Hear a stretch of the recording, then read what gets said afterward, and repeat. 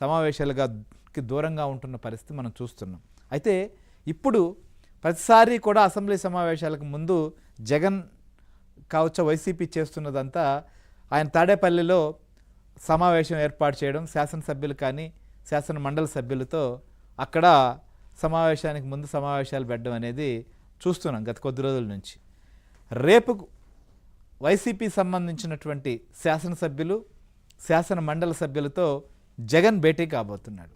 So ఎందుకు భేటీ కాబోతున్నారు, ఏ విషయాలపైన మాట్లాడబోతున్నారు, ఎలాంటి వ్యవహారం అంటే ఇప్పుడు మనం తాజాగా చూస్తే ఇటీవల కాలంలో గత కొద్ది రోజుల నుంచి డిఎస్సి నియామకాలకు సంబంధించిన విషయం పైన వైసీపీ రాష్ట్ర వ్యాప్తంగా రకరకాల దశల్లో దీనిపైన ఆందోళన చేస్తూ వస్తుంది. మనం చూసాం తాజాగా నిన్న కూడా రాష్ట్ర వ్యాప్తంగా ర్యాలీల పేరుతో పిలుపునిచ్చారు. ఈ ర్యాలీలు కూడా మామూలుగా జరగలేదు.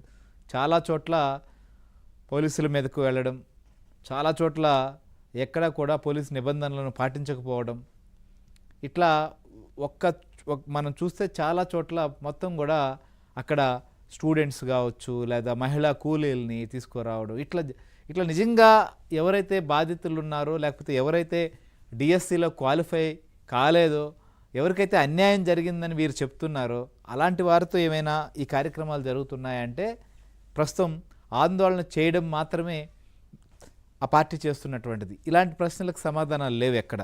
అయితే ఇప్పుడు ఈ టైంలో అసెంబ్లీ సమావేశాలు జరుగుతున్నప్పుడు జగన్ అసెంబ్లీకి వెళ్ళి డిఎస్సి పైన మాట్లాడచ్చు, కానీ వెళ్తాడా? గతంలోనే మనం చూసాం ఈ ఇష్యూ మొదలైన తర్వాత మంత్రి విద్యాశాఖ మంత్రిగా ఉన్నటువంటి Telugu Desam party working president Nara Lokesh చాలా క్లియర్గా ఒక సవాల్ చేశారు. మీ ఇంటికి కోతవేట దూరం నుంచే సవాల్ చేస్తున్నా, నేరుగా వచ్చినా కూడా దీనిపైన చర్చకు రెడీ అని చెప్పి. సరే, ఆ సవాళ్ళు ప్రతి సవాళ్ళు జోలికి నాయకులు వెళ్ళకపోయినా అసెంబ్లీ సమావేశంలో జగన్ వెళ్ళి అడిగేదానికి అవకాశం ఉంది. మరి అడుగుతారా? అసెంబ్లీని ఫేస్ చేస్తారా?